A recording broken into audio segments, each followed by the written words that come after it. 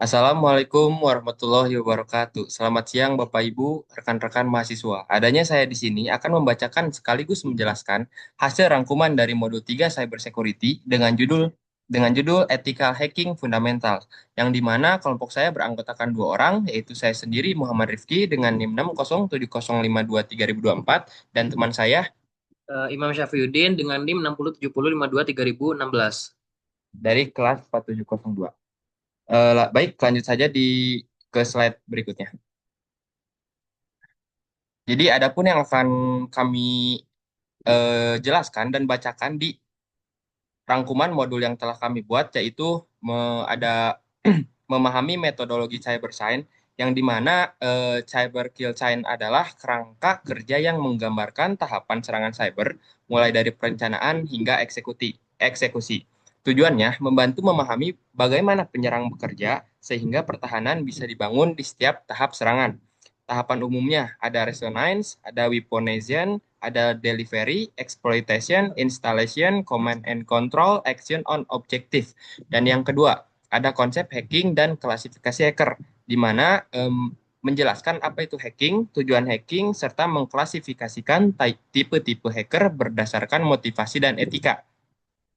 Yang ketiga, ada fase-fase dalam siklus hacking, yang dimana mengupas langkah-langkah umum dalam serangan cyber seperti resonance, yaitu pengumpulan informasi, scanning, pemetaan jaringan atau port, gaining access masuk ke sistem, maintaining access, bertahan dalam sistem, clearing tracks, menyembunyikan jejak.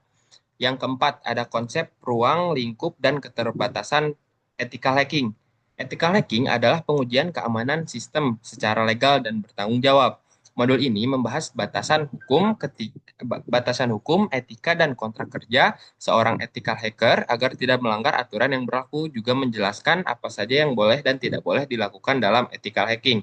Dan yang kelima, ada alat-alat ethical hacking, di mana alat-alat ini sebuah pengenalan terhadap berbagai tools yang sering digunakan dalam penetration testing dan analisis keamanan seperti Wireshark, Nmap, Metasploit, Burp Suisse, dan Kali Linux Tools.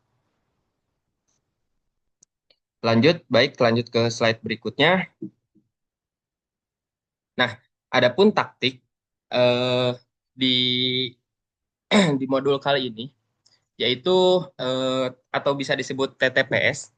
Yang pertama ada taktik, di mana definisi taktik ini sendiri strategi utama atau tujuan besar dari penyerang. Nah, ini tuh adalah suatu alasan di mana eh, taktik ini tuh menggambarkan apa yang ingin dicapai oleh pelaku ancaman, contohnya termasuk mencuri data, menyebarkan malware, atau mengakses sistem internal. Dan yang kedua ada teknikus atau teknik, di mana teknik ini mendefinisikan metode teknis spesifik yang digunakan untuk mencapai tujuan dari taktik. Nah, adapun penjelasan di sini bagaimana penyerang melakukan serangan mereka, misalnya untuk mencuri kredensial atau taktik, mereka mungkin menggunakan phishing atau teknik. Yang ketiga ada prosedur. Prosedur di sini cara operasional atau langkah-langkah konkret yang dilakukan penyerang dalam menjalankan teknik mereka. Nah, jadi seperti itu. Lanjut ke slide berikutnya. Di sini ada indikator of compromise atau YOX. YOX di sini adalah bukti atau sinyal teknis yang menunjukkan bahwa suatu insiden keamanan sedang terjadi atau telah terjadi. Mereka digunakan oleh tim keamanan cyber untuk mendeteksi, menyelidiki, dan merespon serangan. Yang di mana ada beberapa kategori. Yang pertama ada behavioral indicator. Nah, behavioral indicator ini adalah sebuah contoh pola perilaku mencurigakan dari pengguna atau sistem. Contohnya, login di jam tidak wajar, aktivitas abnormal seperti mengakses banyak file sekaligus, dan lain sebagainya. Lalu ada email indikator atau indikator email, di mana digunakan untuk mendeteksi serangan berbasis email seperti phishing. Contoh, alamat pengiriman mencurigakan, tautan berbahaya, atau lampiran tidak dikenal. Dan yang ketiga ada network indikator atau indikator jaringan, yang dimana berkaitan dengan aktivitas mencurigakan dalam lalu lintas jaringan. Contohnya IP address berbahaya, koneksi keluar dan domain yang tidak dikenal, atau C2 communication. Dan yang terakhir ada host based indikator atau indikator berbasis host, yang dimana jejak yang ditemukan di perangkat korban. Contohnya, file malware, perubahan registry, proses aneh yang berjalan di background. Lalu slide selanjutnya ada what is hacking. Apa sih itu hacking? Hacking adalah kegiatan mengeksploitasi kelemahan atau vulnerability dalam suatu sistem komputer, jaringan, atau aplikasi untuk mendapatkan akses yang tidak sah atau melakukan tindakan di luar izin yang seharusnya. Adapun beberapa konsep hacking yaitu eksploitasi celah keamanan sistem, yang dimana eksploitasi celah keamanan sistem ini adalah sebuah hacker yang mencari dan memanfaatkan kelemahan vulnerabilities dalam perangkat lunak, sistem operasi, jaringan, atau aplikasi untuk mendapatkan akses yang tidak sah. Contohnya SQL injection, buffer overflow atau eksploitasi bug pada sistem operasional. Nah, tujuan mereka tuh untuk mengakses data sensitif, mengambil alih kendali sistem, atau menyisipkan malware. Dan yang kedua, ada perubahan fitur aplikasi yang dimana setelah sistem berhasil diretas, hacker dapat memodifikasi atau menyabotase fitur tersebut. Nah, dampaknya apa aja sih? Dampak dari perubahan fitur aplikasi yaitu adalah aplikasi tidak bekerja sebagaimana mestinya, penggunaan bisa diarahkan ke halaman phishing, sistem bisa digunakan sebagai backdoor untuk serangan lanjutan. Contohnya, menyisipkan skrip berbahaya ke halaman login, mengganti fungsi upload file agar bisa menggunakan shell dan lain sebagainya.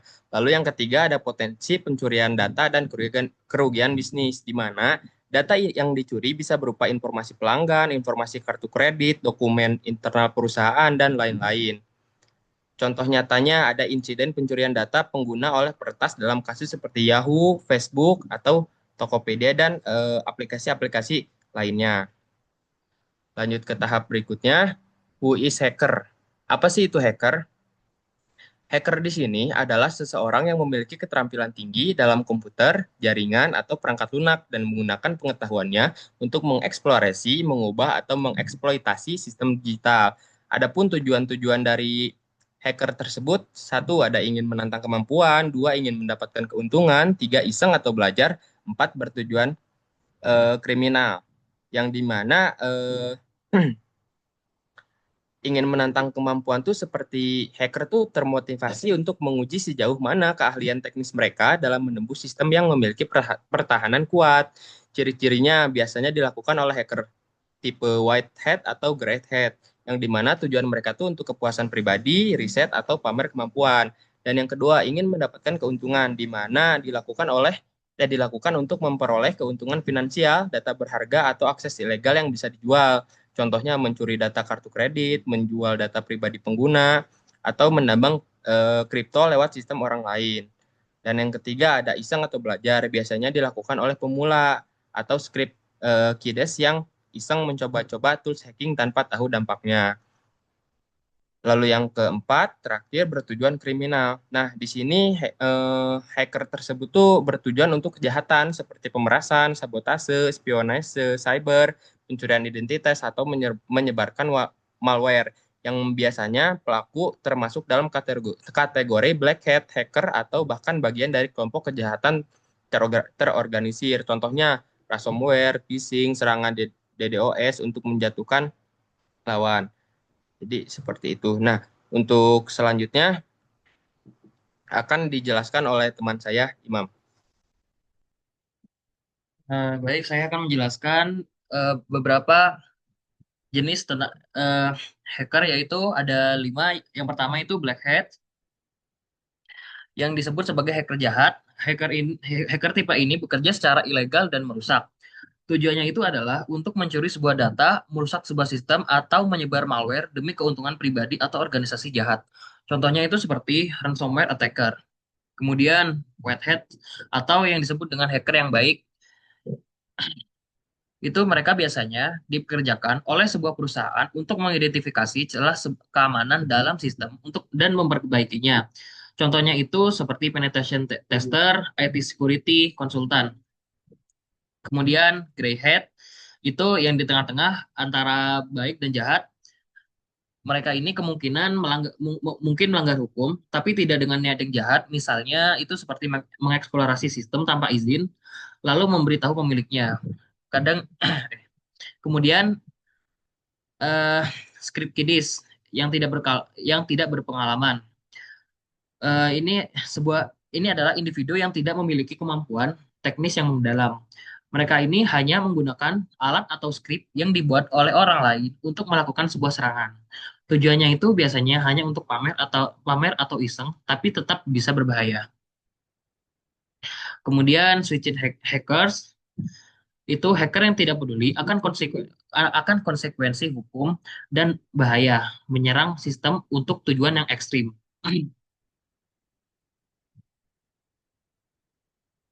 Kemudian fase siklus hacking. Yang pertama itu seperti recognize- reconnaissance atau pengintaian. Tujuannya itu untuk mengumpulkan informasi sebanyak mungkin tentang target. Ini adalah sebuah fase awal di mana hacker itu berusaha mengumpulkan data publik terkait target seperti alamat IP, domain, nama pegawai, struktur organisasi, dan lain-lain. Bisa dilakukan secara pertama passive reconnaissance, yaitu mengumpulkan data tanpa berinteraksi langsung dengan target, misalnya lewat Google, media sosial, atau WHO IS.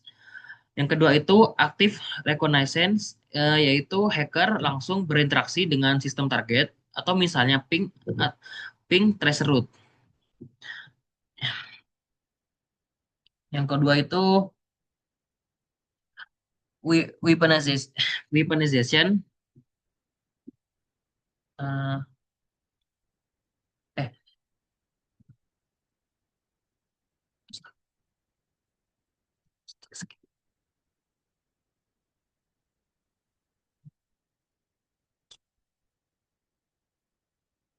Ya udah udah bebas, anjir. bebas aja nggak apa-apa. Seininya lu aja. Bener bosan. Geser. Udah nggak harus sama kayaknya apa sih ini. Weaponization nggak ada. Gue ini yang sebelumnya coy. Maintaining access, command control. Nah terus gimana nih? Nggak ada. Ya udah, ini lagi yang ada di sini. Ntar abis dari sini slide berikutnya. Reconnaissance, terus scanning nggak ada. Gaining access, nggak ada juga. Terus internet access. Wah nggak ada semua cok. Beda ya, Cak. Ntar gue foto dulu.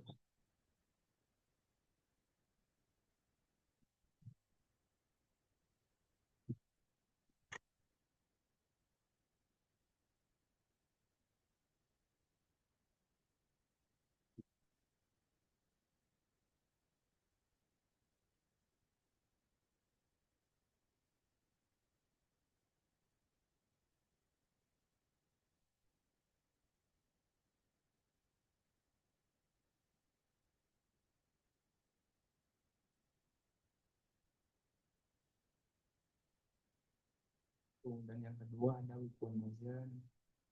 Setelah di Weaponization sudah. Untuk weaponization ada.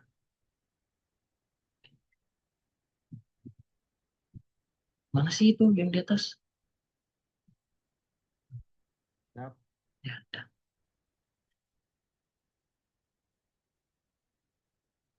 Yang kedua itu weaponization, yaitu persenjataan. Tujuannya itu untuk membuat senjata cyber yang bisa menyerang sistem target, biasanya dengan menggabungkan exploit dan payload.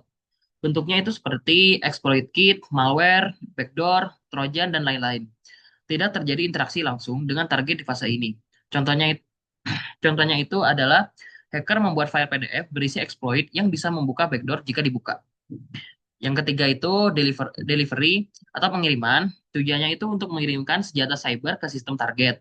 Metode yang digunakan itu seperti email phishing, USB, situs web palsu, exploit via jaringan, dan sebagainya. Kemudian tahap tahap pertama interaksi dengan korban.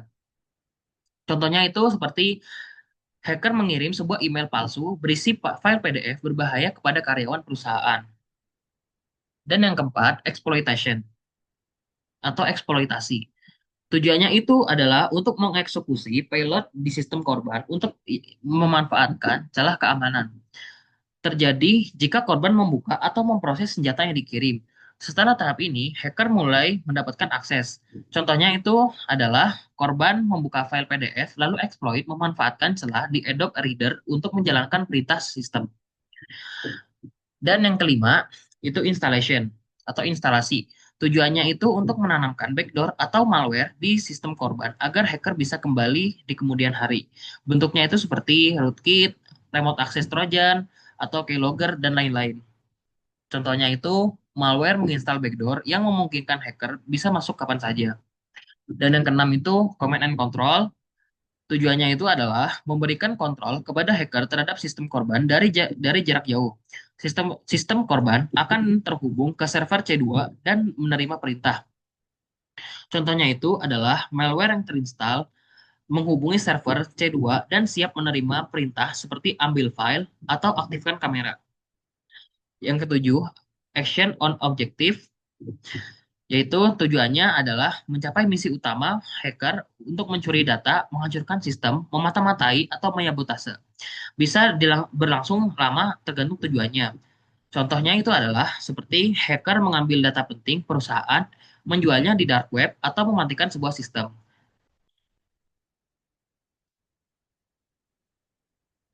Selanjutnya, tool ethical hacking.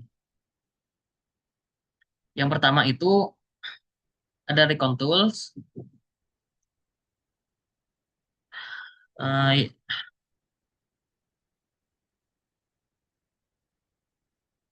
yaitu sebuah fase awal dari dalam proses ethical hacking, yaitu tujuannya yaitu adalah untuk mengumpulkan data sebanyak mungkin, untuk mengumpulkan sebanyak mungkin informasi tentang target tanpa melakukan interaksi langsung dengan yang dapat terdeteksi oleh sistem target. Tools dalam di kategori Tools dalam kategori ini memungkinkan hacker etis untuk mendapatkan informasi publik seperti IP address, nama domain, metadata, struktur situs, hingga celah yang dapat dieksploitasi. Tools yang disebutkan itu seperti Google Hacking. Google Hacking adalah teknik pemanfaatan mesin pencari Google untuk menemukan sebuah informasi sensitif yang tersedia secara publik namun tidak seharusnya terekspos. Dengan menggunakan perintah khusus yang disebut Google Docs, hacker etis bisa menemukan yang pertama file konfigurasi sensitif, yang kedua informasi login, dan yang ketiga database terbuka. Teknik ini sangat berguna karena tidak meninggalkan jejak langsung ke server, target, atau non-instruktif. Yang kedua itu, dan eh, kemudian yang web ekstraktor adalah tools ini digunakan untuk mengekstrak data dari situs web secara otomatis. Bisa mencakup seperti konten halaman web, struktur directory, kemudian informasi meta, daftar link. Web ekstraktor digunakan untuk melakukan footprinting dan mengenali bagaimana sebuah website dapat dibangun dan dikelola. Kemudian, scanning tools, pengertiannya itu adalah tahap scanning yang dilakukan secara tahap recon. Setelah tahap recon, pada fase ini, hacker etis mulai mulai melakukan interaksi lebih langsung terhadap sistem target untuk menemukan port yang terbuka, layanan yang aktif, dan potensi kerentanan. Tujuannya adalah memetakan permukaan serangan dari target. Toolsnya yaitu seperti Nmap, yaitu adalah salah satu tools paling populer untuk scanning jaringan. Kemampuan Nmap meliputi yaitu deteksi host aktif, pemindaian port terbuka, kemudian identifikasi sistem operasi, kemudian deteksi layanan. Nmap sering digunakan baik dalam ethical hacking maupun audit keamanan jaringan. Kemudian Megaping adalah tools berbasis Windows yang menyediakan berbagai fitur untuk melakukan diagnosis jaringan dan pemindaian sistem. Fungsinya antara lain adalah yang pertama ping scanner, dan yang kedua port scanner, yang ketiga NetBIOS scanner, yang keempat WOIS lookup.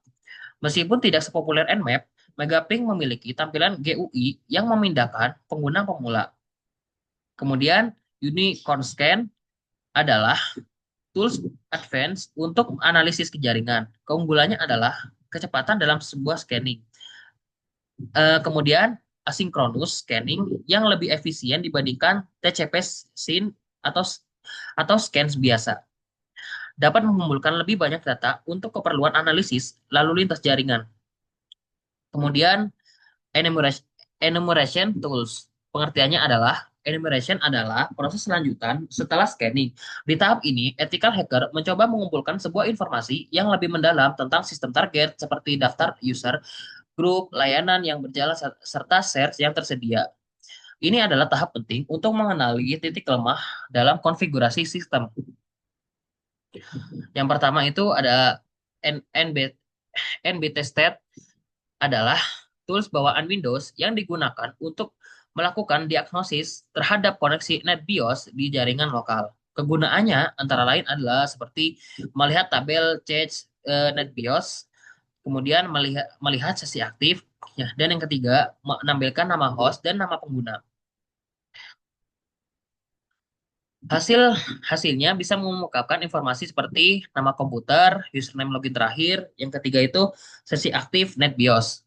Kemudian NetBIOS Enumerator ini adalah sebuah tools yang didesain khusus untuk mengekstrak informasi dari sistem berbasis Windows menggunakan protokol NetBIOS.